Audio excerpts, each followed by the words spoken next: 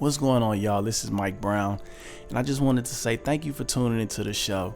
You know, y'all are here for me every week, getting me through these times, and I just wanted y'all to know that I'm here for y'all in whatever way you need.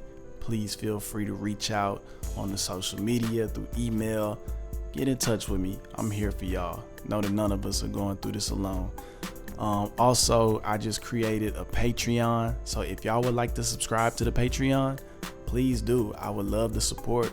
Thank you so much. And this is The Art of Letting Go. Yo, what up? This is Mike Brown, and this is The Art of Letting Go. Today, I have a special guest in the building. I think the last time I saw you was when you were in LA. Right. Yeah. Correct. Yeah. That small outing, that very Yeah. And James was in there cutting up on the dance floor. Exactly. That's the first thing I thought of. Man, bro, that night will forever be ingrained in my memory from that outing. That whole experience was epic, and I'll never forget that show. Shout out to James, bro. Yeah, man. Shout out to James. Shoot, man, you mind introducing yourself to the people? Oh, no, absolutely. So it is Byron Jasper, Dr. Jasper, a number of other random names my patients call me. Mike knows me as Byron. We go back like 4 flats on a Cadillac, but I'm actually a primary care physician in Baton Rouge, Louisiana, born and raised in Southern Louisiana, Houma, Louisiana, to be exact. Went to Xavier with Mike, and the list goes on, but that's the short version. Man, that's a trip. Yeah.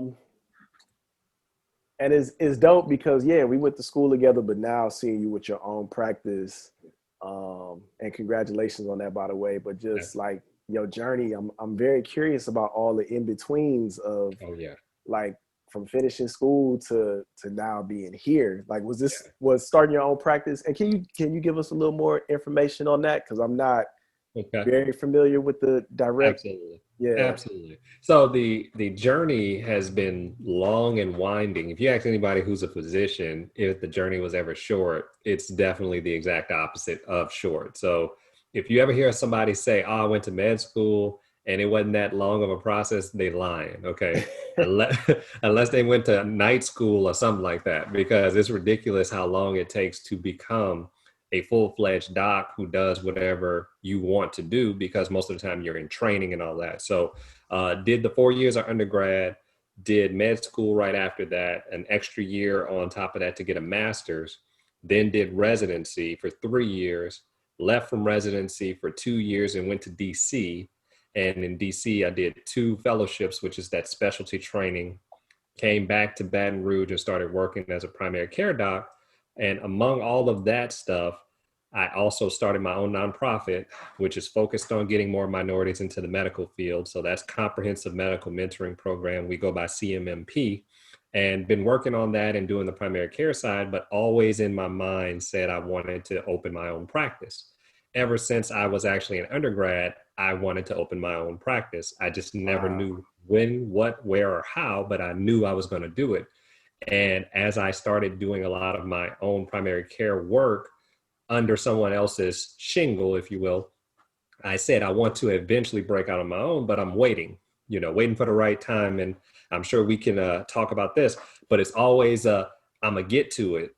I'm going to do it. It's going to happen. I just got to wait a little bit longer and longer and longer. And as I kept saying and doing that, it just kept being one of those, what's taking so long? So when I got to the mindset that I'm going to do it, it actually happened last year in November of 2019. I went to a conference in Orlando, and the conference was based on direct primary care. I had been studying the model for about 2 years, and I got to the conference and, met a bunch of dope people, a lot of people of color who actually do this across the country well before I actually started. And they were like, "Bruh, you just got to do it. There's nothing that's going to be perfect. You just got to jump in." And as the new year turned, I was like, "Oh, you know what? I'm going to do it." I actually filed paperwork in the state of Louisiana and with the federal government in January. And my plan was to open by May. But something called the coronavirus came and threw a wrench in that. So, of course, I'm sitting on this idea of how I'm going to open. and everything keeps happening that tells me you don't need to open, right? You got people who are getting sick and clinics that are closing and small businesses that are shutting down, and the cost of everything is going up because people aren't working. And I'm just sitting here like, I need to wait. I need to wait. I need to wait. And then lo and behold, I just said, you know what? If I keep waiting, it's never going to happen. So I just kind of went on ahead and said, I'm going to do everything I need to do to actually start. And there's still a bunch of stuff that's not in place. A lot of people won't know that. And this is actually exclusive for you. I'm still not completely everything worked out. Everything's perfect. All the stuff is in place where it needs to be. It is still a work in progress, but it's something that has to be done, because if you wait for it to be perfect, it's never going to happen.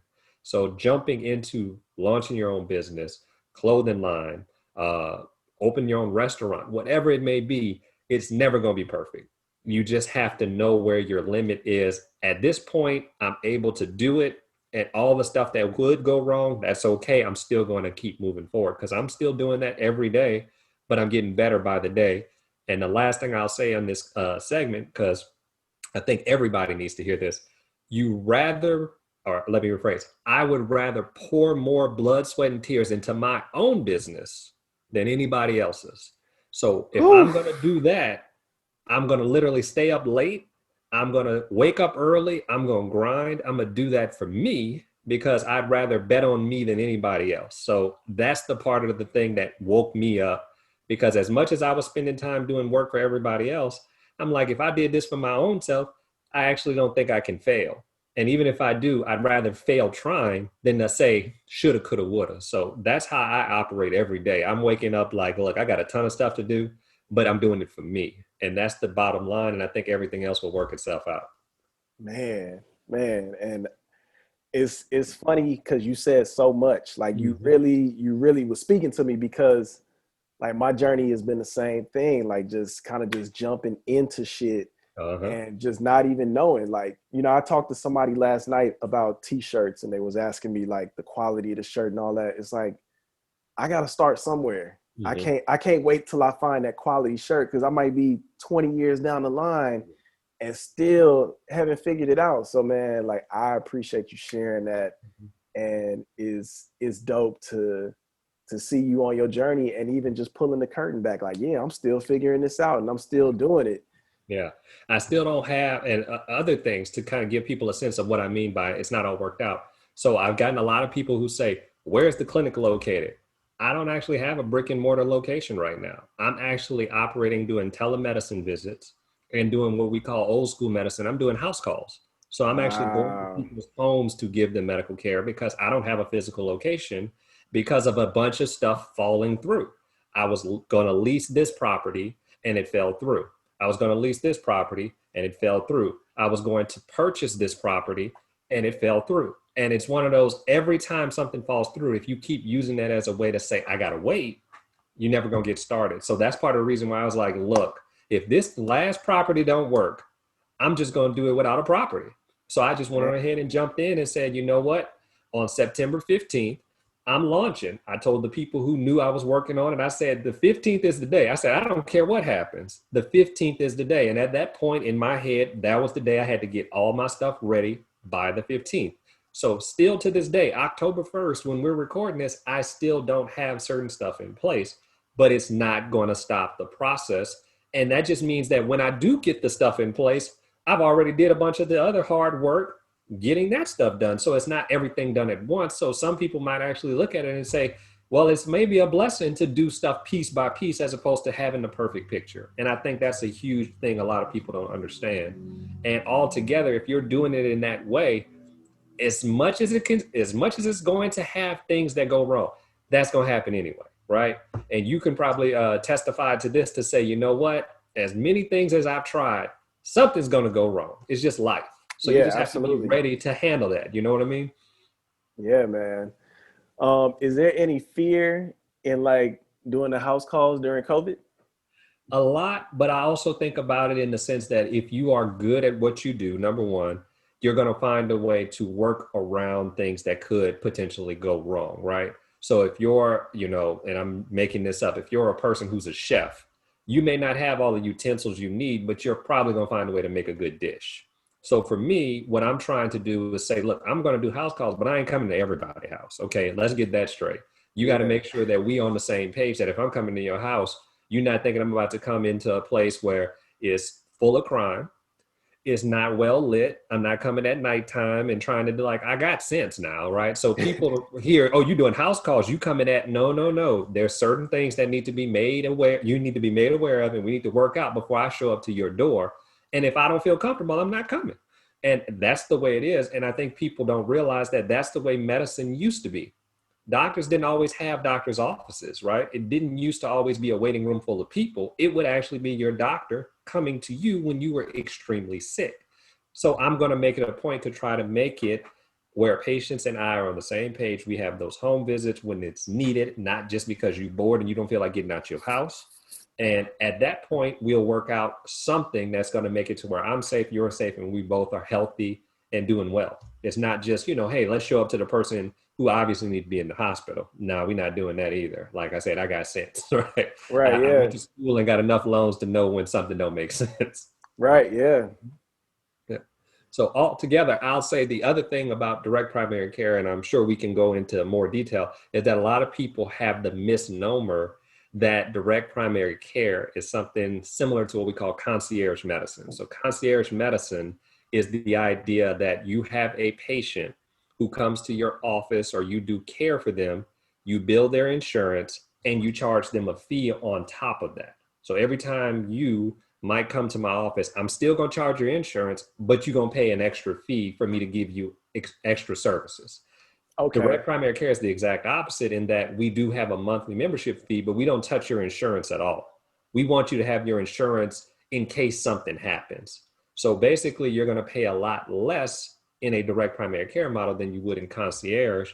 And we also target the actual people who need care most, because concierge medicine is usually for people who have a lot of extra income. Right. Direct primary care is usually for people who don't. So a lot of people hear me doing direct primary care and they think, oh, well, he's taking care of all these fancy people. And it makes me laugh because I'm like, the people I have been taking care of since I've been a resident have been the Medicaid, underserved, uninsured population who barely got 2 nickels to rub together.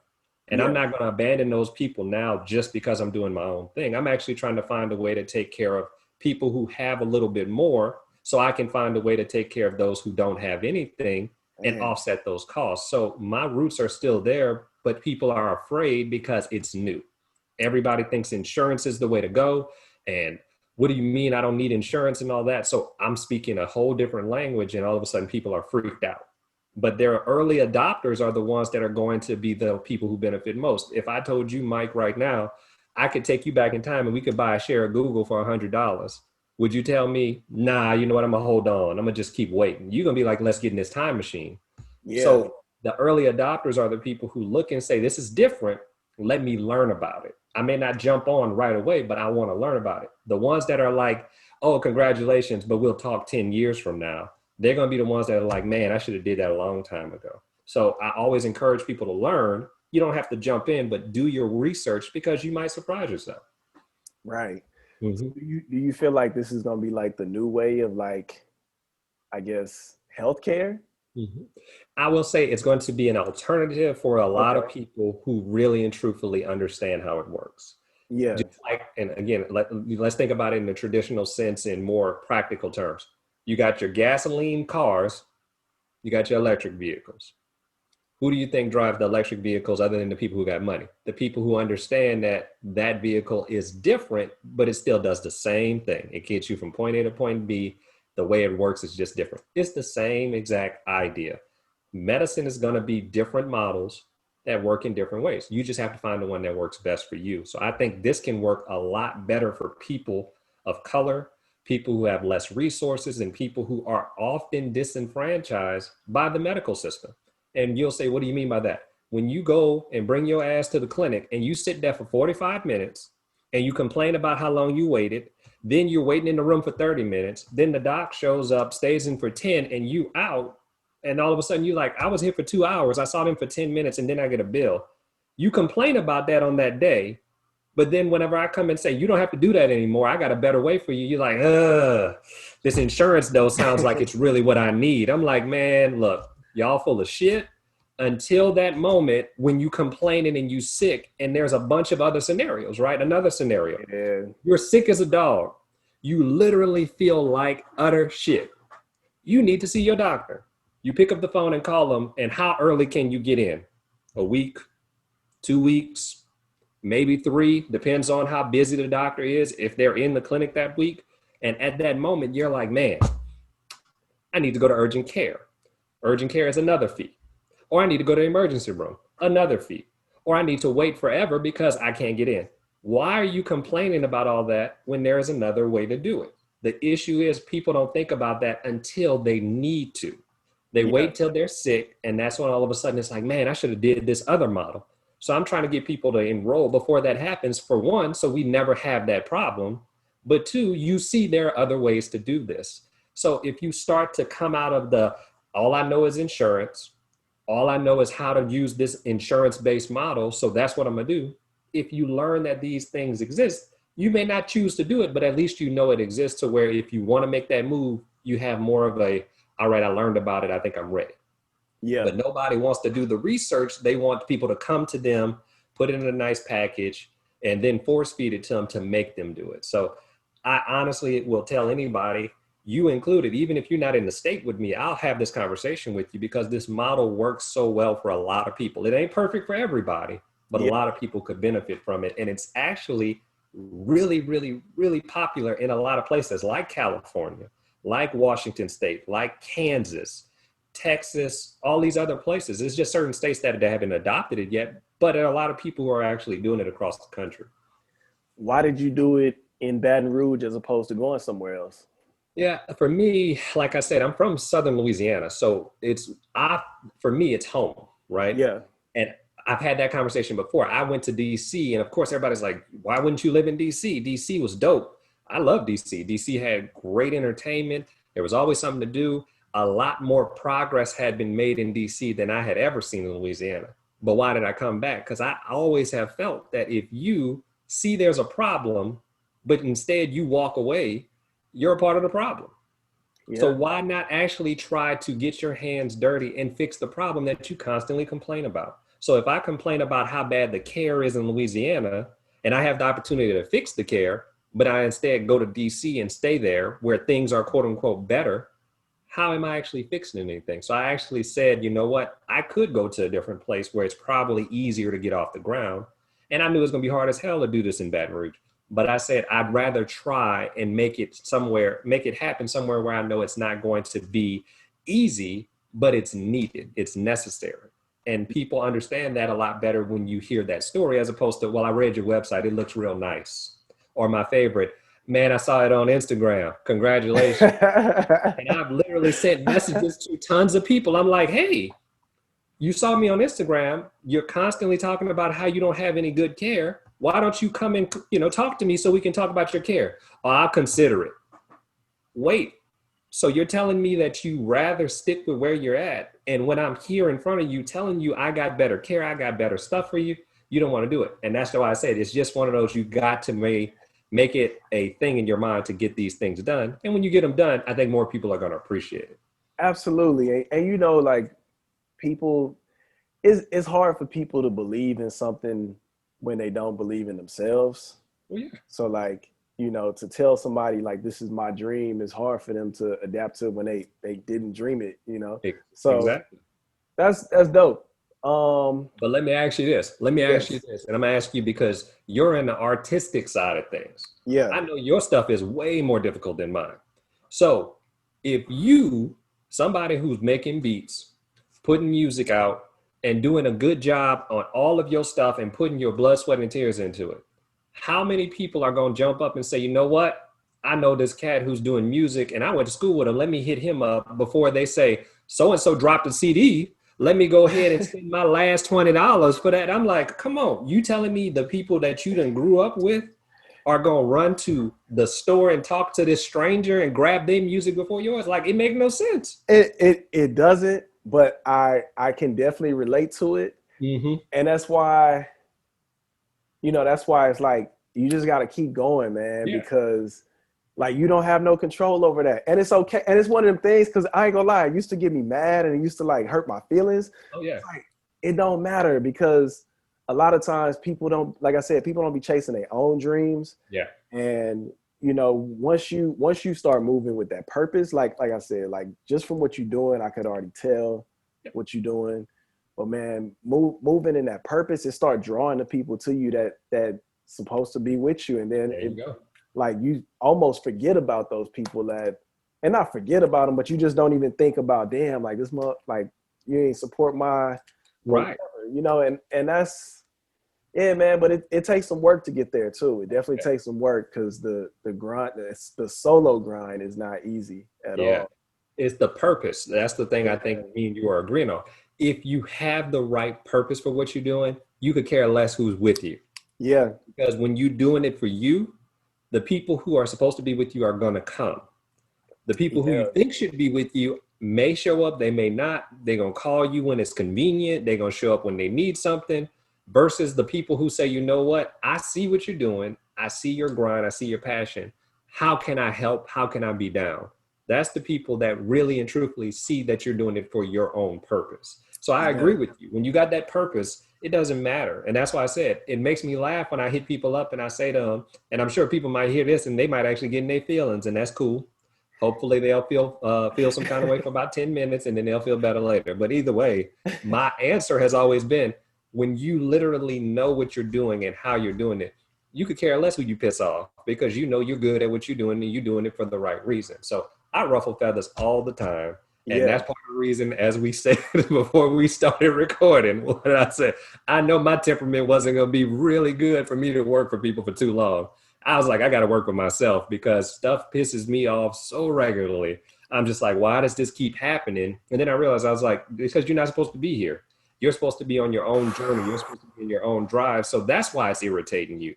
You can't fix the system, so make your own damn system. And that's what I'm going to do. And that's to accept that and then follow it. Oh yeah. Like, that takes a lot of courage. So man, like, I definitely commend you for that. Yeah. Yeah.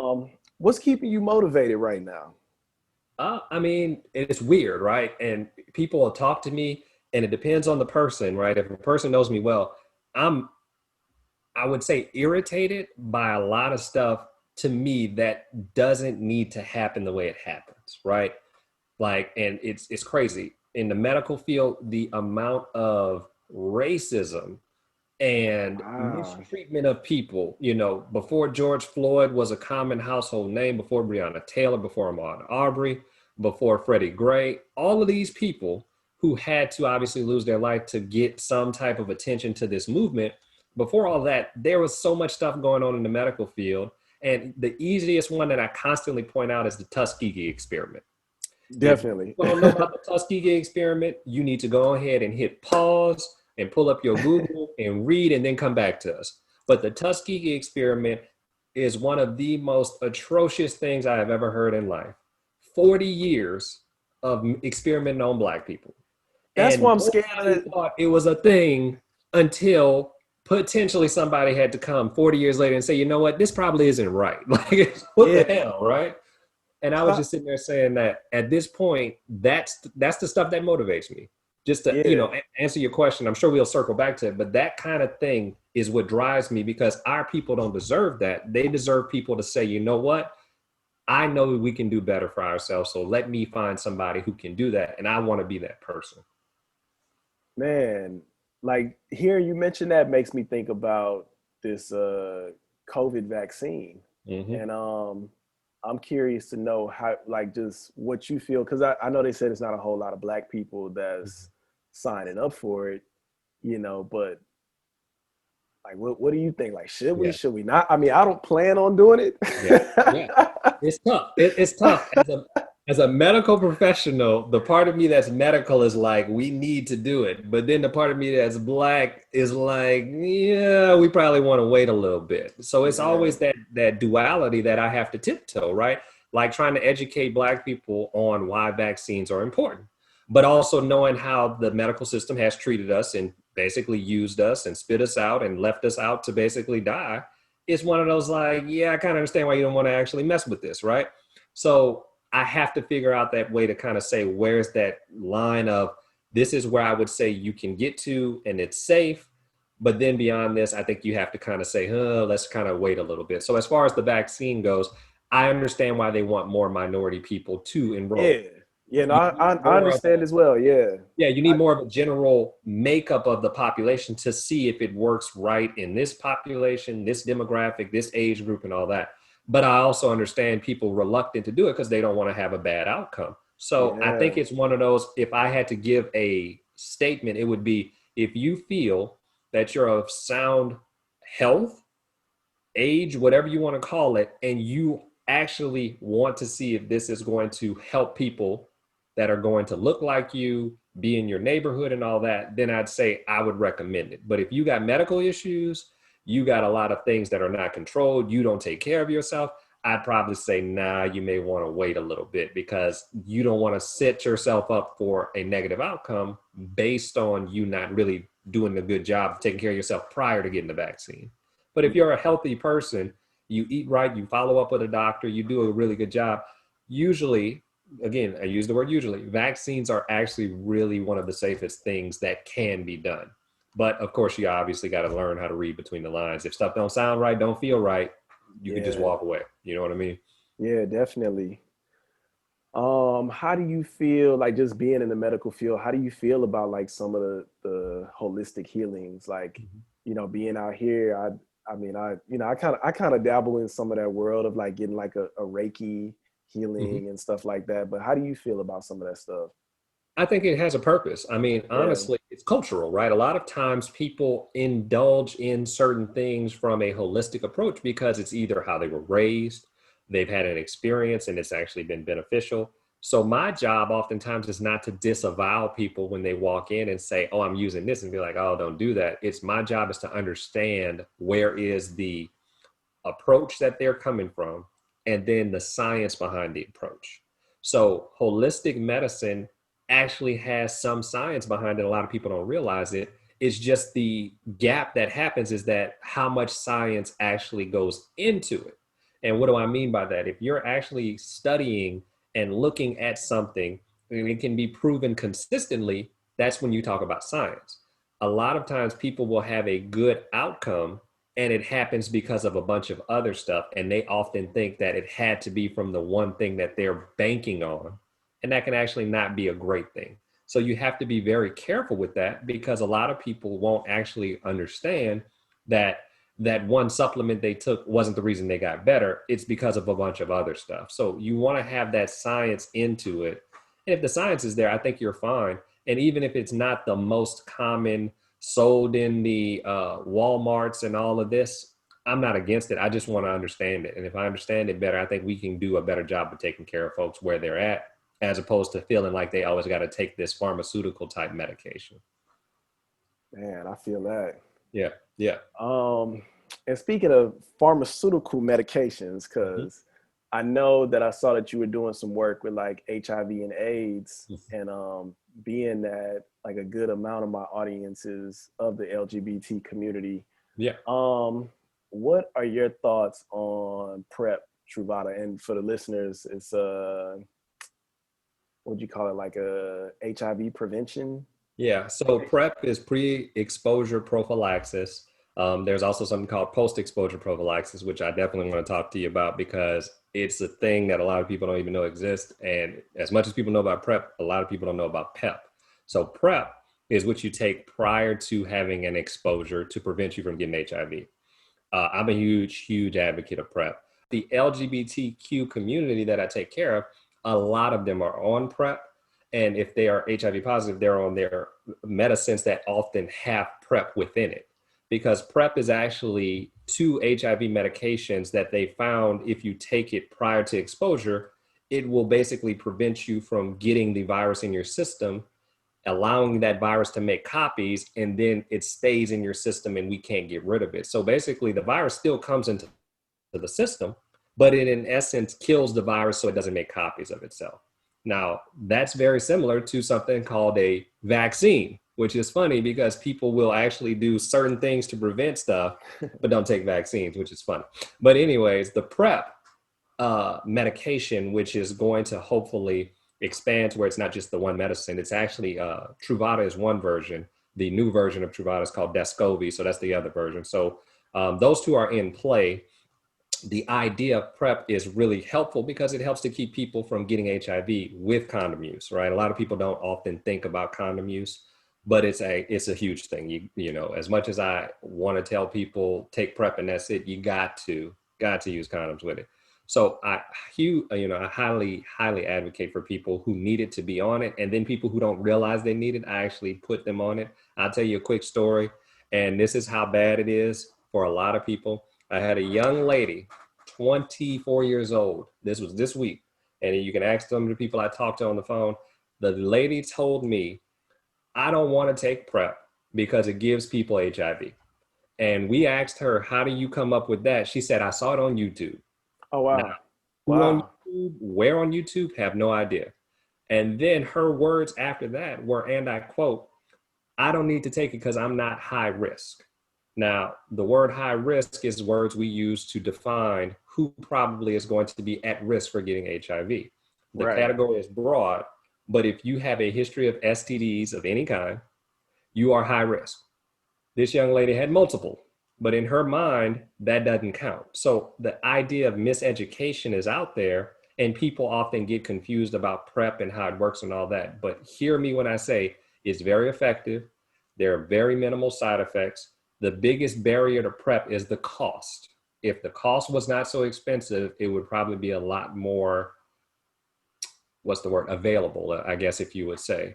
And really quickly, PEP, post-exposure prophylaxis, is if you feel you have been exposed to someone who has HIV, no matter if you know it or not, you going to a place that offers PEP within 72 hours, 3 days. If you say I had an exposure and you go in 3 days to get post-exposure and you start on treatment, it could potentially eliminate you going from an exposure to HIV to being HIV positive. Wow. So there's actually a window by which if you're exposed and you start the medicine for post-exposure, you can basically go from, hey, I've been exposed, but I was able to eradicate it before I ended up being positive and can't get rid of it. So a lot of people don't know that. And it's funny because I actually work right now, at least for another couple of weeks, as a teacher of physicians. I am a family med faculty, so I teach residents who are in training. You know how many people I have explained that post-exposure prophylaxis is a thing, and they're like, wait, what? And they're medically trained. Yeah, so I never heard of it. Right. And that's what I'm saying. So there's nothing wrong with it, for lack of a better term, the lay person hasn't heard of it, because most lay people don't know these, you're not supposed to know everything medical, right? But I have doctors who will have people come in and say, oh, well, so-and-so had a sexual encounter and the condom broke, so we're going to check them for pregnancy. And I'm like, did you check them for HIV? Oh, no, we didn't do that. Okay, well, what about post-exposure prophylaxis? Oh, what's that again? And I'm like, wait, what? Like, are you serious right now? So in this last 2 to 3 months, we've put several young ladies on post-exposure because they had a fear of being pregnant. And because of that, we ended up saying, you know what? This is something we should potentially consider as well. And by doing it, we hopefully avoid someone being HIV positive. Now, do I say that because everybody needs to go run and get post-exposure prophylaxis? No. Does everybody need to go and be reckless and say, well, as long as I get in within 72 hours, I'll be good? No. The goal is to say, if I need it, it's there. And to be smart and use condoms and have safe sex and all of that good stuff. And if you're extra prepared by using pre-exposure, we don't have to worry about the whole 72-hour window because you're preparing yourself prior to those exposures. Yeah. Man, I've always wondered, because I do take PrEP, but I always wondered, why don't they push PrEP to heterosexual people? I think it just depends on where you're at, to be honest with you. Okay. If it's down in the South, okay, so again, I'm in Louisiana, so yeah. Lord, that's all. Trying to explain this to some of the people down here of how it works is like pulling teeth, right? There's so many misconceptions behind it. But if you're in places like Cali, in DC, Baltimore, like these places where people get it. A lot of those things have actually grown to where their campaigns, like Chicago, I think was the first city across the country that had a citywide campaign to start getting PrEP into the hands of people who need it. Wow. And it was literally like billboards, bus stops, slattered on the side of buses, like you name it. They had commercials, they had hubs, they had phone numbers, and they did a huge campaign because they knew HIV was a thing. They're trying to keep people from becoming positive because that's a whole nother animal in itself.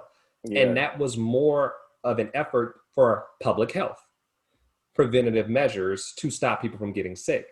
But down here in an area like Baton Rouge or New Orleans, where we are in the top 5 in the country, and I'm gonna say that again, the country, not the state, because people think I'm confused. New Orleans and Baton Rouge, whose population is minimal compared to a Los Angeles, compared to a Seattle, they are in the top 5 of HIV and syphilis and all this, but we don't have those campaigns. Why?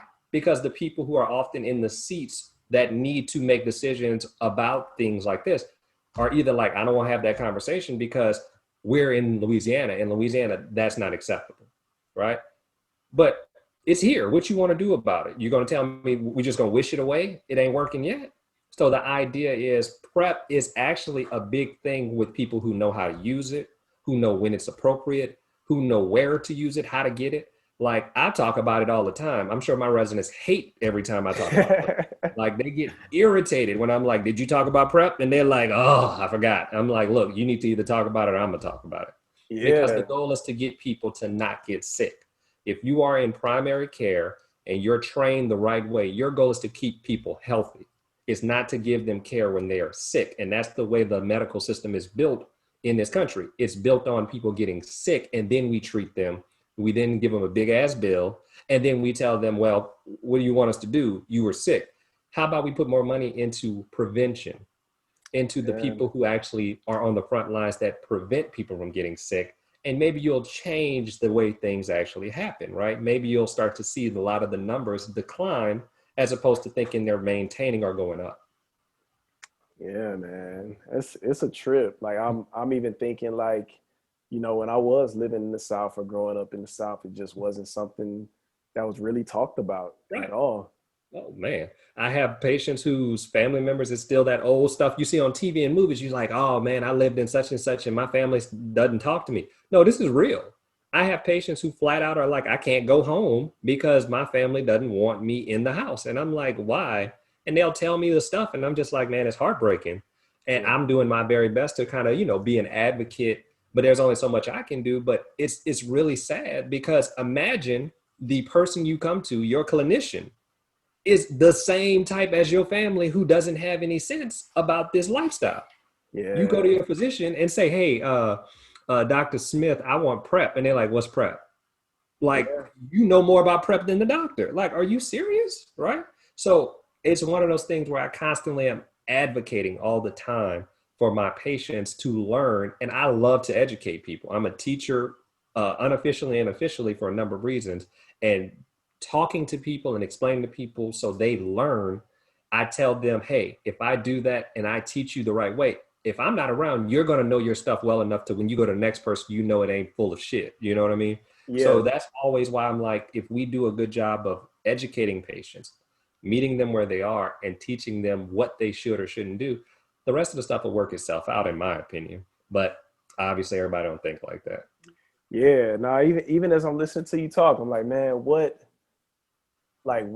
advice would you give to like, I mean, we like not even doctors that are already doctors now, but people that are trying to become doctors, like what advice could you give them to like, you know, create a safe space for their clients to, their patients to be able to just express that? Because I was thinking about that, like with my heterosexual doctors, I didn't feel comfortable even like asking for an HIV test or an STD test, you know, just for the simple fact, not wanting to be judged. Yeah. Yeah. And I mean, this is a tough thing to tell a patient that they should feel comfortable on every level with their physician, because it's sometimes just not realistic. But I'm gonna tell you the thing I tell a lot of people, if you with your physician and you don't feel like you really getting the answers or the care you need to find a new physician. And a lot of people don't like that, especially physicians. I'm in a meeting with a bunch of them and they like, well, we shouldn't badmouth each other. I'm like, I don't know who to, and of course I said it to myself, but I was like, I don't know who, because if y'all suck, I'm gonna say y'all suck. I'm sorry. Our people been getting messed over too long for me to be nice and say, well, he's a good doctor when he sucks, right? Yeah. So I'm usually the person that's like, you better stop going over there because he obviously ain't doing a good job. And there's a doc out here who basically is supposedly a pain management doctor. And anytime we send Medicaid patients to him, because he takes Medicaid, he treats them like shit.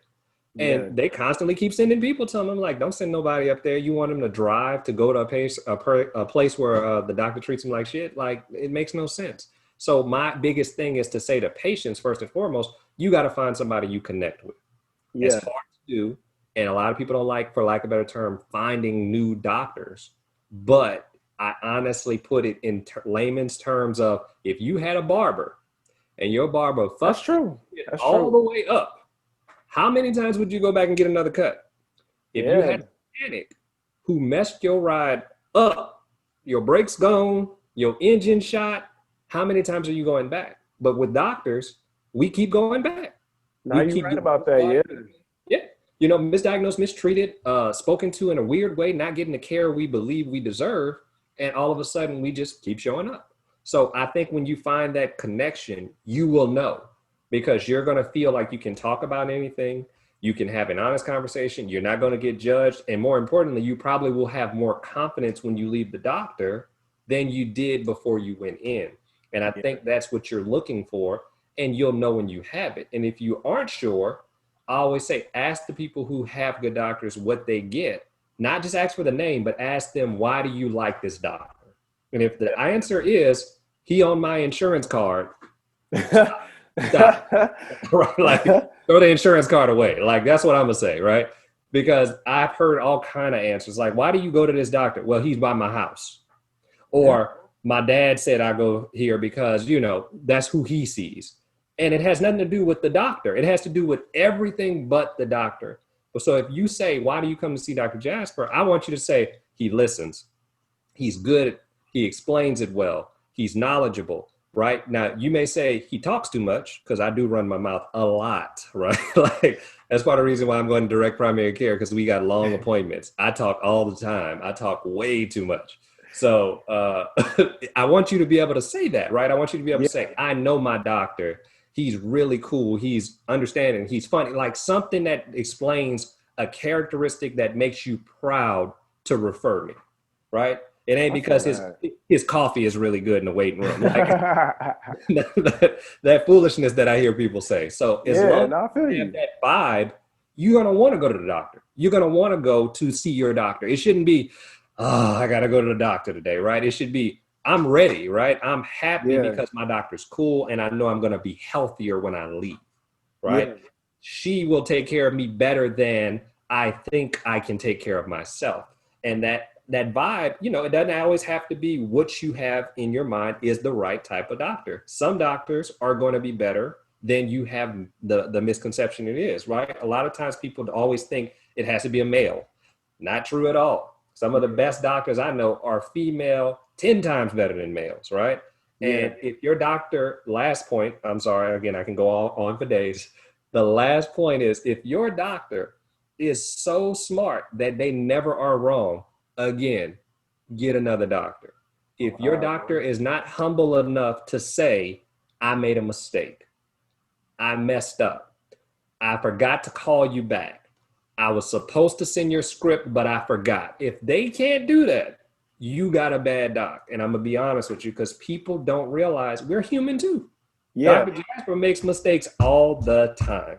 And as I make mistakes, I try to constantly tell patients, I'm human, I don't know everything, and I don't have all the answers, but I'm going to work my ass off to make sure I get you the best care you can. And I feel like if you have that humility and that drive and that connection, everything else is going to work itself out, right? Because I have patients who call me and say, before they get anything else done, I need to talk to my doctor first, right?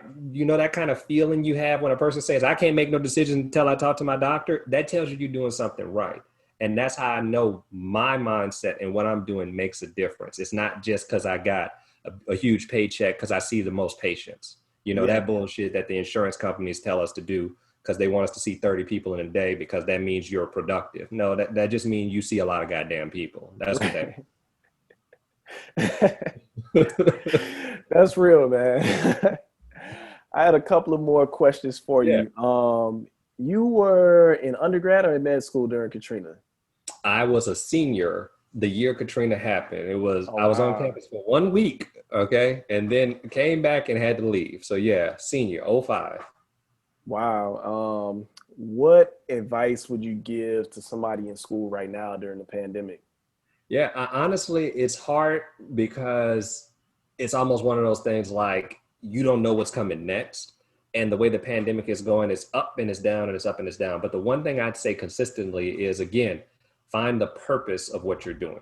If you're going to this school because someone told you to, you're probably not going to get a lot out of it right now other than a bill.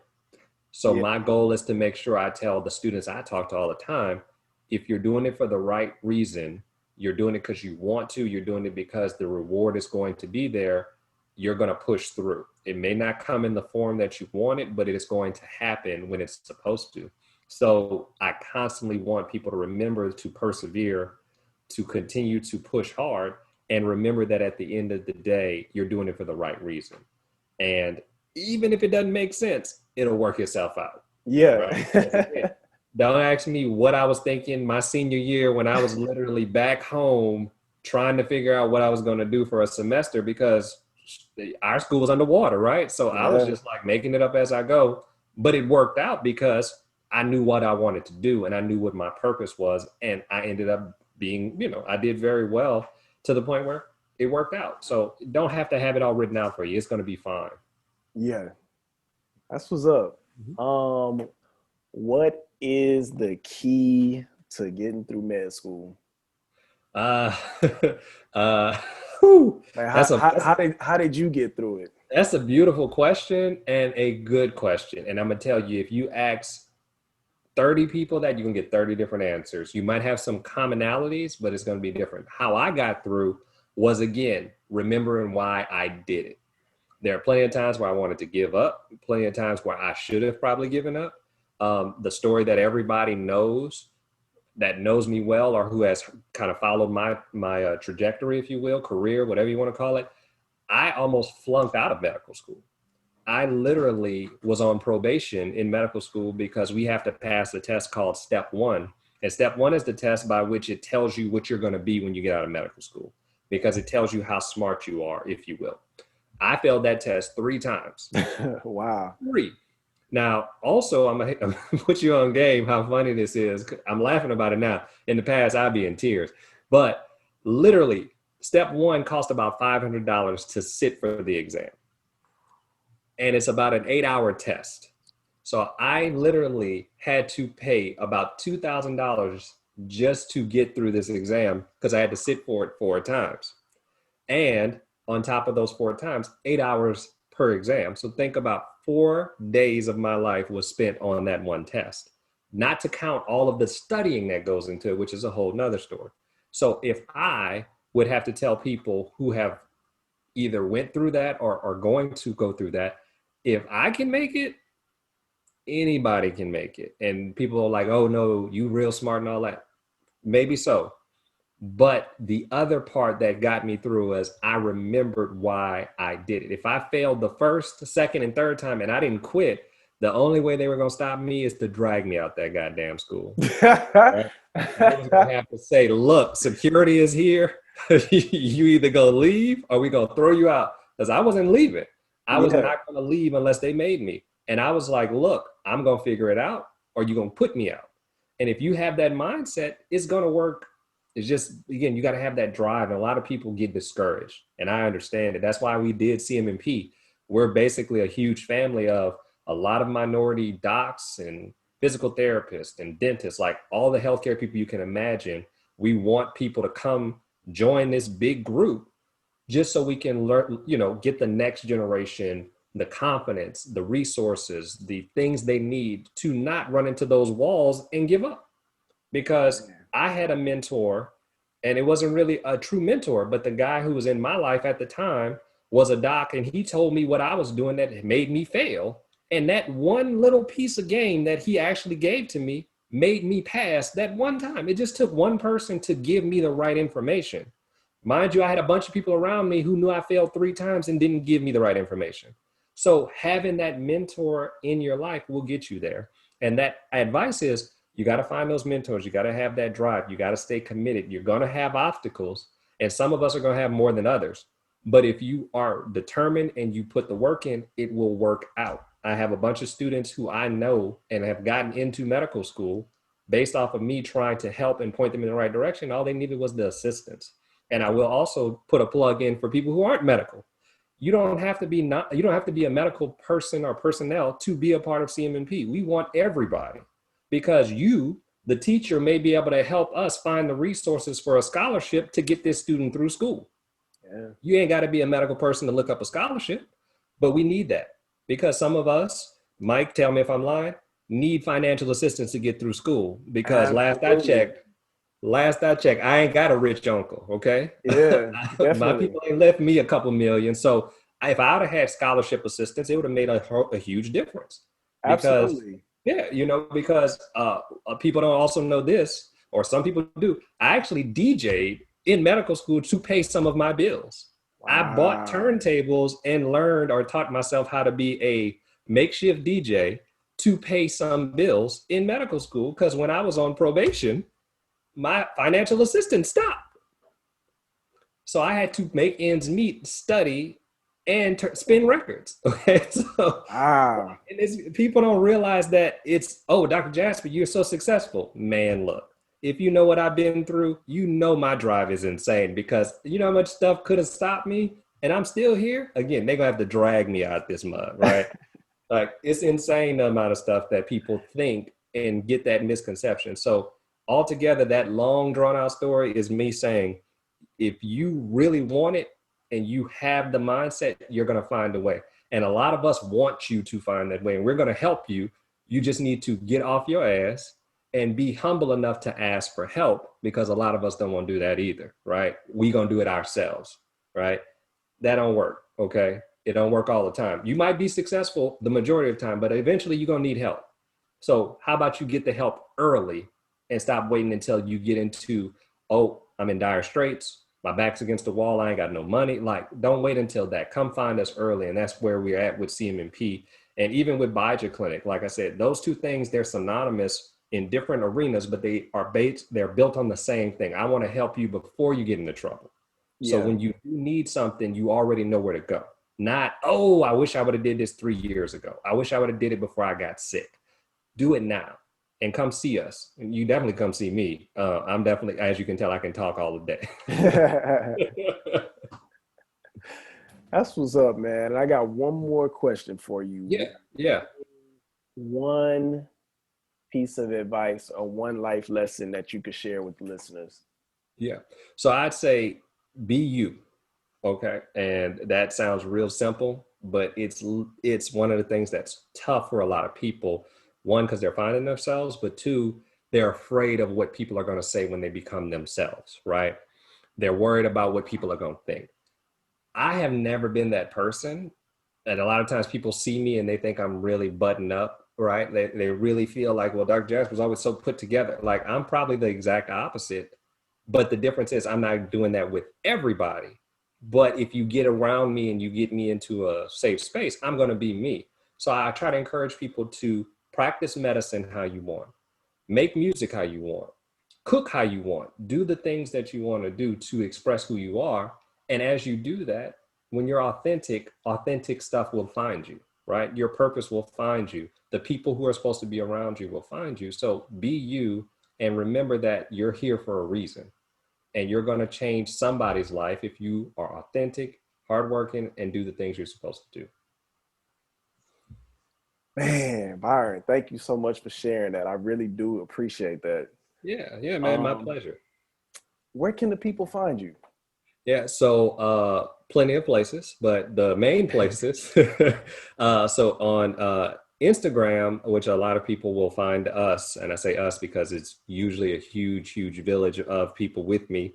Our Instagram handle for CMMP is at CMMPMED, so at CMMPMed.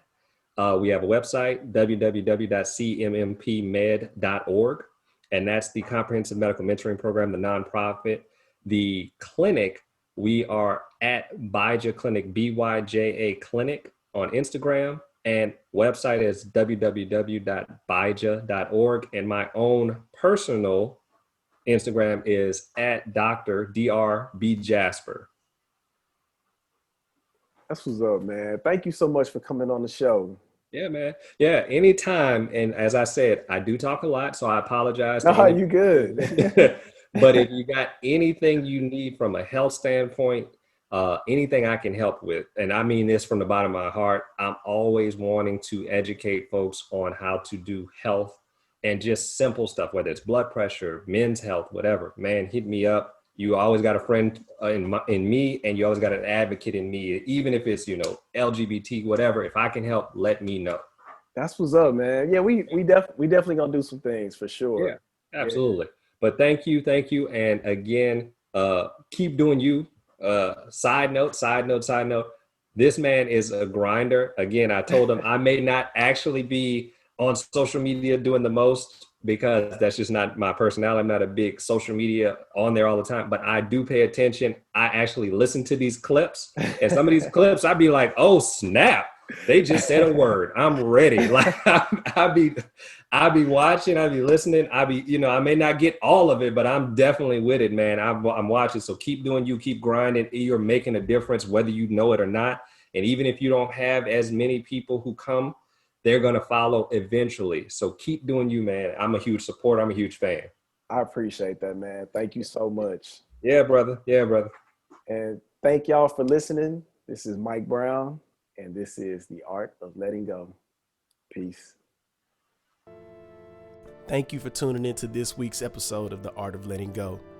If you like what you heard, please be sure to subscribe to us wherever you listen to this podcast and leave a comment. Let us know what you think. Let other people know what you think as well.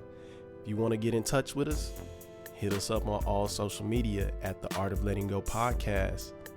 Also, you can send me an email, theartoflettinggopodcast@gmail.com, or give us a call. Leave a message. We might play it on the show. 213-394-2773. Also, if you would like to support The Art of Letting Go, we got some really cool merch, as well as we're now on Patreon. You can find us, The Art of Letting Go Podcast. Subscribe to us. Thank you guys for listening. This is Mike Brown, and this is The Art of Letting Go.